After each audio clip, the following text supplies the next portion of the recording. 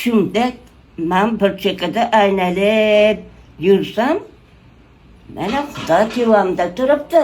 Men unaqa yolg'on gap gapirmayman. Bunda kelyaptilar. Qanaqa yigit ekandim men. Hech kim yo'q. Yana guppa o'sib qolaman deb. Men ham taqilib kelyaptilar. Men aytdim. Ana bu yigit menga hushtor bo'lib qolibdi kerak ichimda. Oldimga kelyapti-ya dedim. Lekin oyi dedilar. Biroq shirin qilib oyini chiroyli aytdilar-ki, ha dedim, kimsiz sizdan? Muhammad payg'ambarman dedilar. Voy umringiz uzoq bo'lsin. Qachondan beri sizni ko'rgim kelib turadi dedim. Desam, lekin mana ko'rsangiz keldim. Orqamda ikkita odam bor. Bittasi sapatka voy ko'targan, bittasi ketmay ko'targan. Voy, yer chopamizmi dedim. Yer chopilmaydi dedilar. Nimaga yo'qmi? Ular bizni orqamizdan ergashadi dedim. Desam, ular sizga qabr kovlagani olib keldim dedilar. Voy ular qaydan ham bega keldim, meni bolalarim sarson bo'lib ag'da qoladimi dedim. Qolmaydi, bolalaringiz katta bo'lib qoldi endi. Endi betingizga aytayim, mana ko'ring qabringizni. Ishonmaysizlar. Mana shundoq do'maloq haligindaqa turubani ikki qilib ustiga mo'lab qilib qo'yib qo'yibdilar, yasat. Voy Xudoye, bolalarim sarson bo'lib, men beda endi o'lib yotamanmi? Desam, yo'q, hozir o'lmaysiz dedilar. Payg'ambarimiz. Vaqti qoza yetib kelib o'lsa, mulakudimmi, namonganmi eshitib qolsam, o'ligingizni olib kelib mashiga ko'maman. Hayron bo'lib o'ylanib qoldim.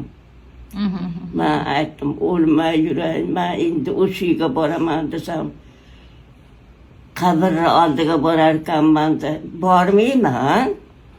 Ya men bormayman, borsam o'lib qolsam, bolalarim, erim bitani olib, bolamni o'ldirib, adoni beradi deb yurdim. Yo'q. Oye dedilar, ha dedim. Hali qabrdan olib ketgan qizim g'alab yotgan ekan yer tagida. Olib ketib, singil qilib onalari emizib katta qilgan ekanlar. Men aytdim, voy, men miyasi yo'q, o'libdi desa doktorlar, deb kelaverman deb. Siz olib ketadingizmi?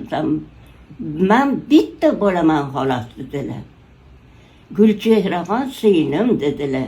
Rizdamisiz dedilar. Kechasi mana. Rizdaman, mayling sizga bo'lmayman rizdaman. Desam, rizda bo'lsangiz sizga bir konsert qo'yib beraymi dedilar. Bir ashula aytdilarki, ko'zimdan yosh oqib tushaverdi. Ben aytdim,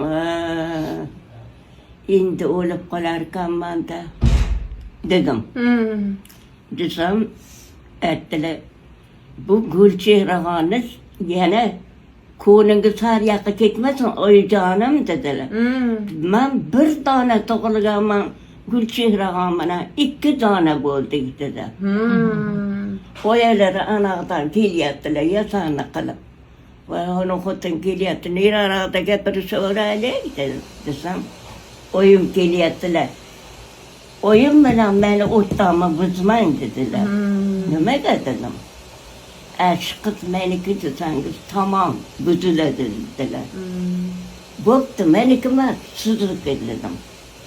Shu bilan yetib keldilar sizga o'xshagan gavdali xotin, yasanni qilib. Qizni oldilariga allas qo'ynaga alashdi.